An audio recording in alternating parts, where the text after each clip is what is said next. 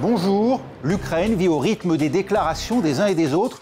En l'espace d'une semaine, Volodymyr Zelensky s'est réconcilié avec Donald Trump, qui appuie désormais la proposition d'un cessez-le-feu. Quand Vladimir Poutine, lui, se montre inflexible, préférant s'afficher aux côtés des soldats russes à Koursk pour la première fois en tenue militaire pour bien montrer sa détermination à poursuivre la guerre plutôt qu'à cesser les combats.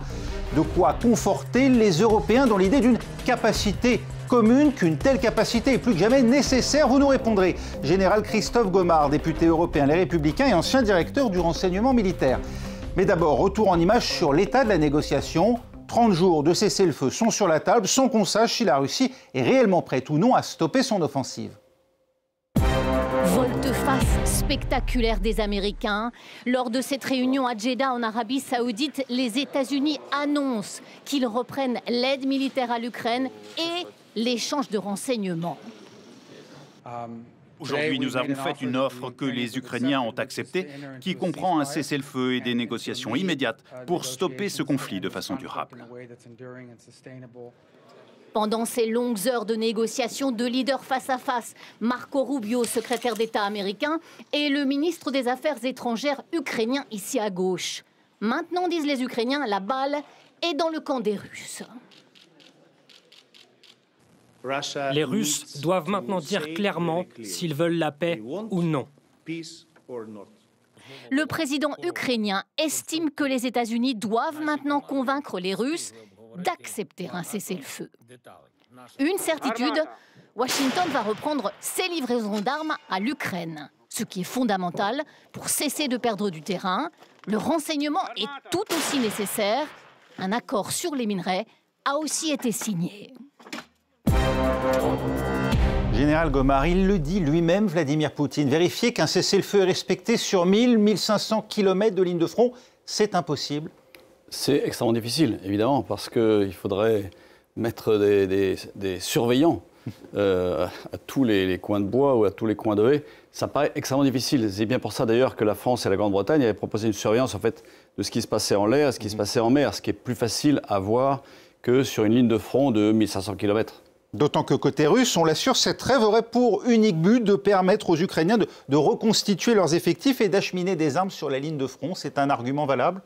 Alors, bien sûr, chaque armée, s'il y a une trêve, va se reposer déjà, va recompléter ses stocks ou tenter de le faire, va soigner ses blessés, évacuer les blessés, peut-être proposer des échanges de prisonniers. Donc on voit bien derrière que ça profiterait aux deux parties et non pas uniquement aux Ukrainiens. Non, je crois surtout qu'un Vladimir Poutine, pour l'instant, a un intérêt, c'est de libérer la poche de Koursk qui est aujourd'hui encore en partie tenue par les Ukrainiens. C'est ça la volonté immédiate d'un Poutine, c'est pour entrer en négociation, car il sait qu'il va le faire, c'est je veux que tout le territoire russe soit bien à ma main et non pas en partie aux mains des Ukrainiens. Une poche qui est en train d'être regagnée, est-ce l'effet, l'efficacité de l'armée russe ou bien un retrait stratégique opéré par les Ukrainiens ? Alors, il y a plusieurs points. Le premier, c'est peut-être que l'attaque russe correspond à l'arrêt du renseignement américain. Le deuxième point, est-ce qu'il y a eu un deal en amont dans lequel Vladimir Poutine a dit « moi, je ne rentrerai pas en négociation tant qu'il n'y a pas la libération de ce front ». Et trois, ça donne l'occasion à Trump de dire « grâce à moi, j'ai sauvé plusieurs dizaines de milliers de soldats ukrainiens ». Et qu'en pensent justement les Ukrainiens d'un éventuel cessez-le-feu ? Eh bien, ils ont du mal à y croire eux-mêmes, comme l'illustre ce reportage de Marc de Chalvon pour France Télévisions. Ces deux volontaires entrent dans Konstantinivka, une ville située à moins de 10 km de la ligne de front, largement désertée. Sous le feu constant de l'armée russe, tout paraît ici bien loin d'un éventuel cessez-le-feu. Juste avant l'ouverture des discussions, les Russes ont commencé à être plus actifs tout autour de la ligne de front. Ils utilisent des bombes guidées, de l'artillerie et des roquettes. Les deux hommes sont venus chercher des habitants pour les évacuer. C'est le cas de cette vieille dame qui refuse dans un premier temps de partir. Elle finit par se laisser convaincre, c'est sa voisine qui l'accompagne. Cette dernière va rester ici sans espoir pourtant que la situation ne s'arrange. Quoi? Un cessez-le-feu pendant 30 jours? Après, ça reprendra et ça sera encore pire. Moi, je veux que ça se termine pour de bon. La vieille dame quitte sa ville natale, complètement déboussolée. Je suis née ici et maintenant, je ne comprends plus rien. Les bombardements reprennent. Les volontaires sont passés récupérer un deuxième habitant, ce vieil homme, accompagné par sa fille. Elle veut croire au cessez-le-feu pour que son père puisse revenir chez lui rapidement. On espère vraiment. Le plus important, c'est que ça s'arrête de tirer. Et on attend tout cela avec certainement beaucoup de fébrilité côté ukrainien, Gulliver Krag. Personne ne croit à la mise en place d'un cessez-le-feu dans les jours qui viennent. La plupart partagent l'analyse du président Volodymyr Zelensky, comme quoi le 8 mai de Vladimir Poutine, jeudi, en réponse à la proposition d'un cessez-le-feu temporaire, était en réalité un non déguisé, ou tout au moins une tentative de jouer la montre en soulevant un grand nombre de questions pour lesquelles il faudrait du temps avant de pouvoir trouver une réponse et mettre les combats sur pause. Mais cela ne les surprend pas. Ce qui est beaucoup plus imprévisible, c'est la question de quelle sera la réaction de Donald Trump. Et là, effectivement, avec fébrilité, les Ukrainiens guettent les nouvelles. Il y a eu cette décision américaine de ne pas prolonger une exemption à leurs sanctions contre la Russie qui permettait à certaines banques russes d'effectuer certaines transactions. Il y a eu aussi la reprise des livraisons par les États-Unis à l'Ukraine de missiles de type GBM-LRS. Est-ce qu'il faut voir en cela un début de pression américaine sur la Russie, des signes de mécontentement? Les Ukrainiens l'espèrent. C'est votre avis à vous aussi, Général Gomard, un début de pression américaine qui s'exerce sur la Russie? Trump a un objectif, c'est que la paix arrive le plus vite possible. Donc effectivement, Zelensky a eu raison de répondre tout de suite oui, parce qu'en fait ça a mis, j'allais dire, Vladimir Poutine c'était lui finalement le responsable si ça ne se fait pas. Donc oui, c'est un jeu à trois. Chacun a des intérêts et chacun peut perdre. Je pense que Trump peut perdre si effectivement il n'arrive pas à cette paix. Les Russes cherchent à gagner du temps, mais ils savent bien qu'ils vont aller aux négociations. Ils cherchent à gagner du temps, justement, il y a Koursk et puis il n'y a pas que Koursk. C'est-à-dire qu'ils cherchent également à continuer à prendre le maximum de mètres carrés du terrain ukrainien dans le cadre des négociations, parce que leur objectif est bien de garder les 4 oblasts Crimée et les 4 oblasts tenus aujourd'hui, même s'ils ne les tiennent pas entièrement, en tout cas les 4 oblasts annexés de manière officielle par les Russes, non reconnus bien évidemment par les Ukrainiens et c'est normal. Voilà où on en est. Donc chacun cherche à tirer les marrons du feu, chacun cherche à... Nous sommes en plein deal, en fait c'est le début du deal, si vous voulez. Au-delà de ce qui se passe en Arabie Saoudite, il y a également ce qui se raconte de manière publique et puis il y a ce qui se passe en dessous. La suspension de l'aide militaire et du partage de renseignements américains avec les Ukrainiens ont montré à quel point aujourd'hui l'armée ukrainienne est vulnérable et finalement contrainte de négocier? Alors, oui, c'est bien pour ça que Donald Trump a décidé ça. Mais ça montre également la faiblesse européenne d'être pas en mesure de remplacer effectivement ce que donnent les Américains. Non seulement en termes de munitions, et on voit bien... l'Europe avait promis 1 million d'obus, finalement on a pu en donner 500 000. Quand on voit la consommation quotidienne par les Ukrainiens et par les Russes, mais également en termes de renseignements.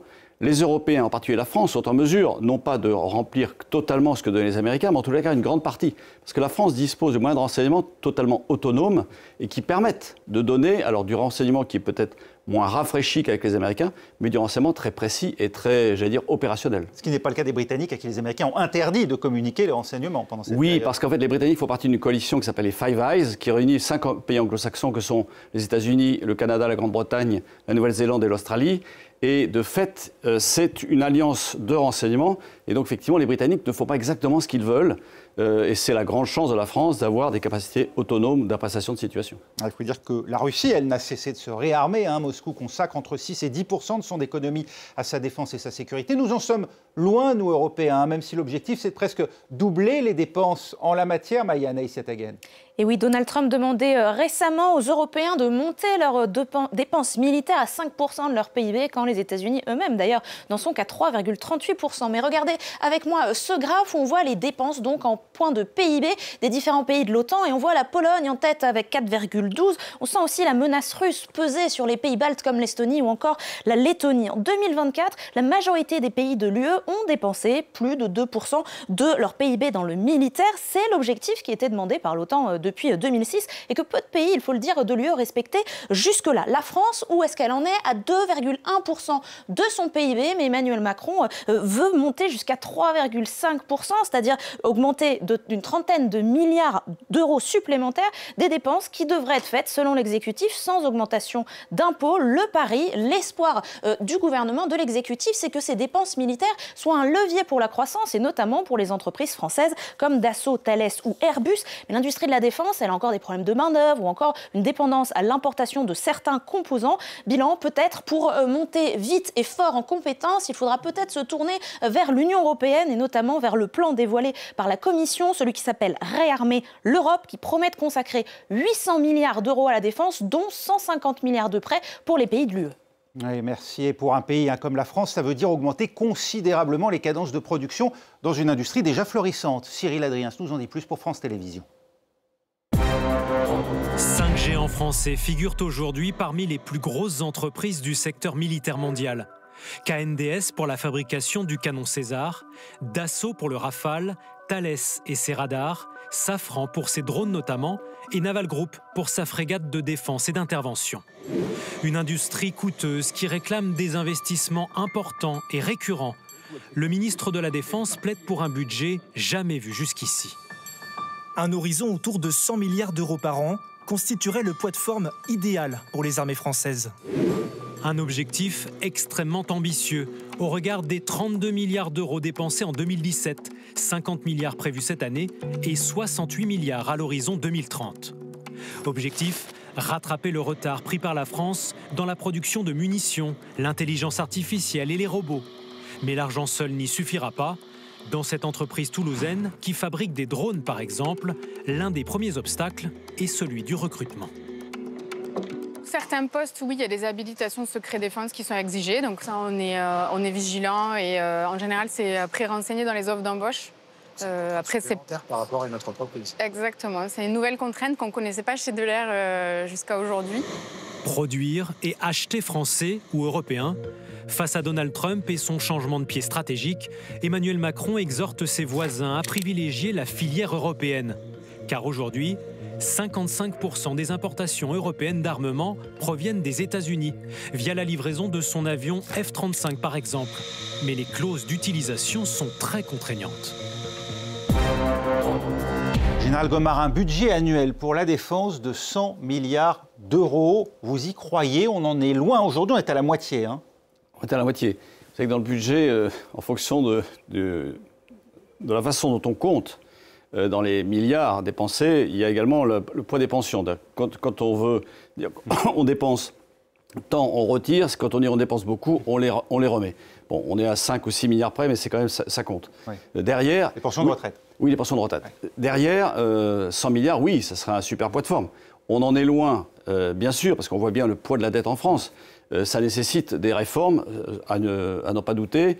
Est-ce qu'il faut se référer au discours du président Emmanuel Macron qui dit il va falloir faire preuve de courage et demander des efforts? Les Danois, eux, reculent l'âge de la retraite à 70 ans, par exemple. Oui, parce qu'eux, ils calculent l'âge de la retraite en fonction de la durée de vie moyenne, oui, l'espérance de vie.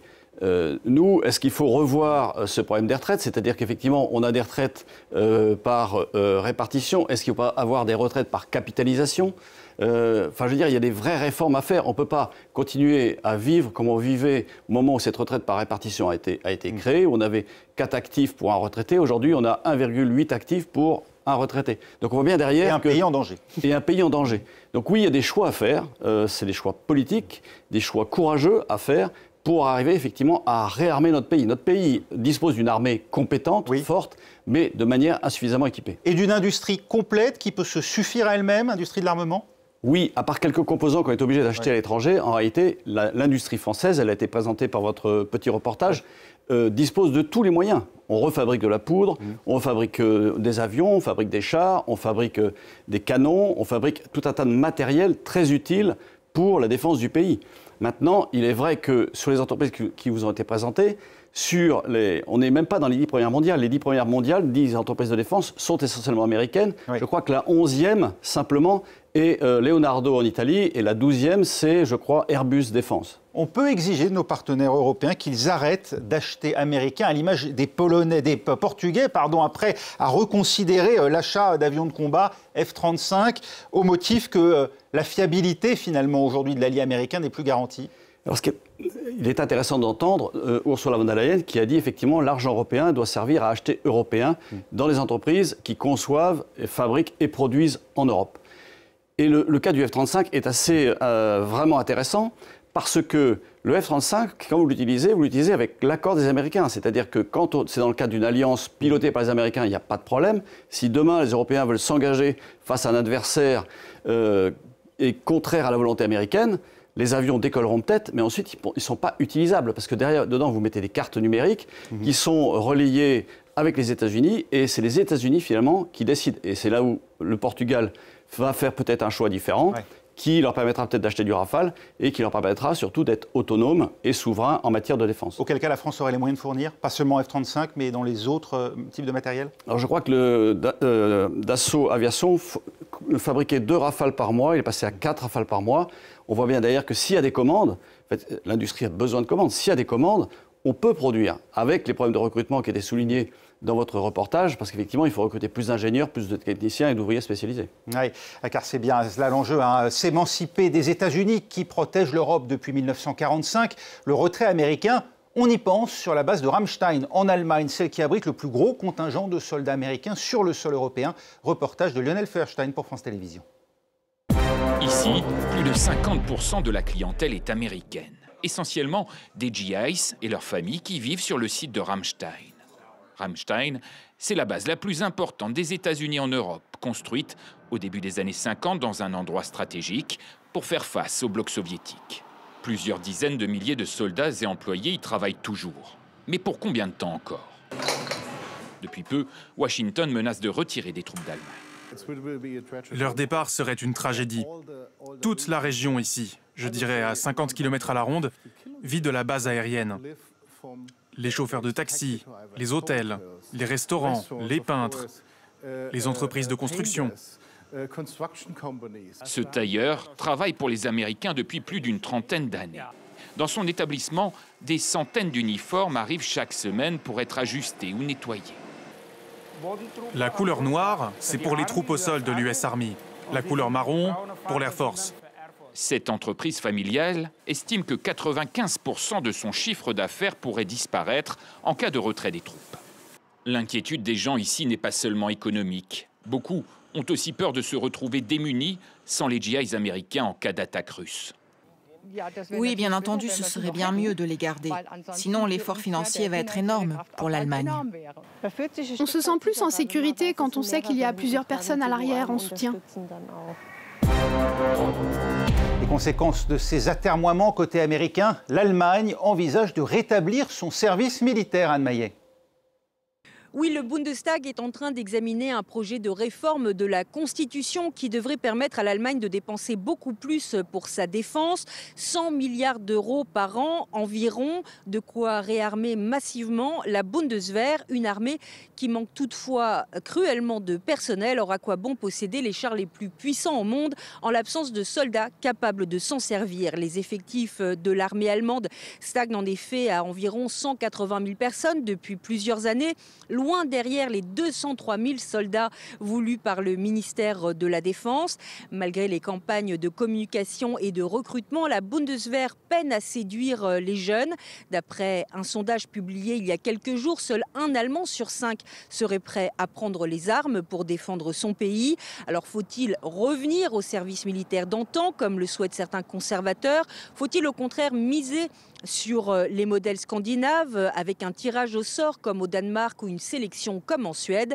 Seule certitude, le retour de la conscription en Allemagne sera un élément central des négociations entre les conservateurs et les sociodémocrates en vue de la formation du gouvernement.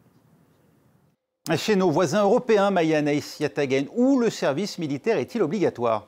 Eh bien, à part l'Irlande et Malte qui n'avaient pas de service militaire obligatoire, tous les pays de l'UE, à un moment ou un autre, en ont eu un. Actuellement, ceux qui l'ont aboli, vous le voyez en bleu, il y en a 17 qui se sont donc tournés vers une armée de métier. Les décisions sont intervenues à différents moments de l'histoire. La Belgique, c'était en 1994, la France en 1996. D'autres, vous le voyez, ont attendu d'être entrés dans l'Union européenne, comme la République tchèque, la Slovaquie ou la Hongrie. Pour l'abolir, la Pologne, c'était un peu plus tard, en 2008. Alors, qui reste avec un service militaire? Cette fois-ci, ce sont les pays que vous regardez ici en jaune. Alors la Grèce et Chypre l'avaient conservé en raison de tensions avec la Turquie, mais pour la plupart des autres pays, c'est la menace russe qui justifie ce choix, et notamment la peur de la Russie depuis 2014, car quand on regarde ces différentes dates, vous voyez que la Lituanie ou la Suède ont rétabli un service militaire après 2014, et vous noterez que par exemple la Suède, cette fois-ci, elle décide non pas de ne sélectionner sur l'âge, mais aussi sur la motivation ou les qualifications. Il y a aussi, comme Anne Maillet vient de le souligner, un système de loterie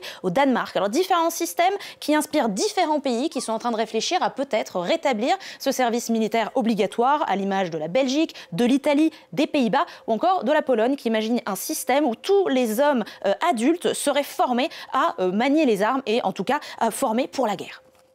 Général Gomard, faut-il rétablir le service militaire obligatoire ici en France qui avait été abrogé en 1997 ? Alors, la première question que j'ai à votre question, c'est pourquoi faire ?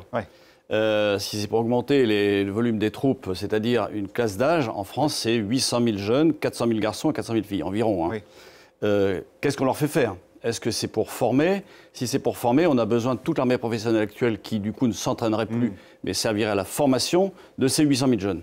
Non, moi je pense qu'il est préférable d'aller vers un service un peu la suédoise, c'est-à-dire un service à la fois volontaire et sur sélection, c'est-à-dire qu'on prend du volontariat, avec derrière, on propose aux gens de leur faire passer un permis de conduire, ce qui était déjà le cas dans le service militaire précédent, et puis derrière, sur spécialisation, en fonction des spécialités des gens, on va les recruter pour 1 an, peut-être 2. Donc c'est un espèce de volontariat d'un côté, un choix pour spécialisation de l'autre. Mais oui, je pense qu'il est nécessaire de réfléchir. Ça nous permettrait également, par ce biais-là, d'augmenter la réserve, qui aujourd'hui est à 40 000 réservistes. Il faudrait monter à 80 000, voire plus. Car ce qui est important à la guerre, on le voit bien dans une guerre telle qu'elle existe entre la Russie et l'Ukraine, c'est le volume de soldats.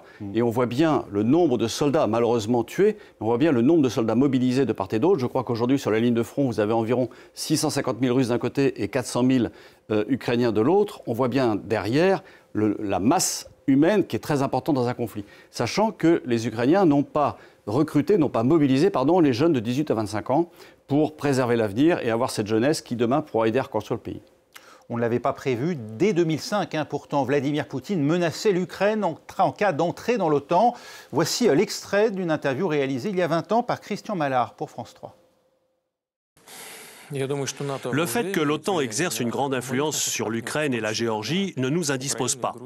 En revanche, tout élargissement de l'OTAN n'améliorerait pas la sécurité du monde. Je ne vois pas en quoi l'élargissement à nos voisins baltes, par exemple, peut améliorer la sécurité du monde. Cela dit, si d'autres républiques de l'ex-URSS adhèrent à l'OTAN, nous respecterons leur choix. C'est leur droit souverain en matière de défense, mais certains problèmes pourraient surgir dans le cadre de notre coopération militaire avec l'Ukraine, qui est énorme. Cette coopération est à un tel niveau que s'il devait y avoir une présence militaire de l'OTAN en Ukraine, je n'y maintiendrai plus nos technologies de pointe et nos armements sensibles. L'Ukraine pourrait alors avoir des problèmes, je le dis franchement. Général Gomard, nous sommes, nous, occidentaux, montrés imprudents envers l'Ukraine? Imprudents, je ne sais pas, mais on ne peut pas empêcher l'Ukraine de vouloir rejoindre l'OTAN. Il faut imaginer que tous ces pays de l'ancien bloc soviétique ont souffert de la mainmise russe du temps des soviétiques. Donc qu'ils aient envie de rejoindre, les pays de l'Ouest, ce qu'on appelait l'Ouest, ça paraît normal. C'est le partenariat avec l'Union européenne qui a déclenché le conflit avec l'Union soviétique, avec la Russie d'aujourd'hui, non pas l'OTAN en tant que telle. Oui, mais vous avez raison, mais en même temps, c'est le choix de rentrer dans l'OTAN, avec d'un côté les Américains qui disent non, vous ne rentrerez jamais dans l'OTAN. Il y a un paradoxe derrière. Mais c'est vrai que, non, parce que Vladimir Poutine a dit ça ne me dérange pas si vous rentrez dans l'UE. En revanche, vous ne rentrerez pas dans l'OTAN. Donc il y a une espèce de différence entre ce qu'est l'Union européenne, en effet, et ce qu'est l'OTAN. Donc ça reste à définir, parce qu'on est en plein négociation, début de négociation plus exactement, pour voir ce qu'il en sortira. La Russie, par la voix de sa porte-parole, Maria Zakharova, indique qu'elle considérera comme un conflit armé direct le déploiement de soldats de la paix européens en Ukraine. Il faut néanmoins nous préparer à y envoyer des troupes dans la durée. Alors, c'est un peu ce qu'a annoncé Emmanuel Macron. C'est-à-dire, comment fait-on pour que l'Ukraine reste indépendante et comment fait-on pour avoir une architecture de sécurité? Je crois que c'est d'abord l'armée ukrainienne elle-même qui pourrait être là pour avoir organisé la sécurité de son propre pays. Que derrière, on l'épaule en déployant, pourquoi pas, des avions, en mer Noire, des bâtiments, et au sol, pourquoi pas, des gens qui pourraient venir en mesure de soutenir, et pour bien montrer aux Russes que s'ils réattaquaient, nous serions là pour soutenir l'armée ukrainienne. C'est-à-dire qu'effectivement, on pourrait considérer que s'ils attaquaient l'Ukraine, eh bien, nous engagerions nos pays. Et on voit bien derrière qu'il y a 2 pays leaders, il y a la Grande-Bretagne et la France, d'où la réunion mardi dernier de 30 chefs d'état-major des armées occidentales à Paris, justement pour réfléchir à ce que l'on pourrait faire de manière commune et réfléchir à des scénarios. Car quand on est militaire, on planifie. Quand on planifie, on imagine des hypothèses. Et c'est sans doute ce qui est en train d'être fait actuellement entre les chefs d'état-major occidentaux. Donc peut-être des annonces à venir, mais uniquement après l'annonce d'un éventuel accord, au-delà même du cessez-le-feu, d'accord de paix. Donc. Oui, ce qui est bien dit et ce qui a été répété à plusieurs reprises par Emmanuel Macron, c'est bien que la paix soit établie avant d'y déployer des soldats. Ce serait plus, j'allais dire, une assurance sécuritaire plus qu'autre chose. Il ne s'agit pas pour ces soldats de rentrer en combat. Mais on imagine bien, en effet, sur la ligne de front, ce qui pourrait se passer, comme ce qui s'est passé depuis 2014 dans le Donbass jusqu'à 2022, où il y avait des échanges de coups d'artillerie, occasionnant quand même 15 000 morts, je crois, 5 000 soldats de part et d'autre, et 5 000 civils. Il faut être présent pour le constater et le dénoncer. Oui, mais c'est très difficile. Vous savez, j'étais en ex-Yougoslavie, c'était très difficile de savoir qui avait rompu le cessez-le-feu, qui a tiré le premier. Et puis il y a toujours des provocations pour faire tirer l'autre, pour l'accuser, alors qu'en fait le premier coup venait du camp adverse. Merci beaucoup, Général Christophe Gomard, d'avoir été avec nous pour cette édition du Monde dans tous ses états que vous pourrez retrouver sur votre site internet france24.com et la semaine prochaine pour une nouvelle émission.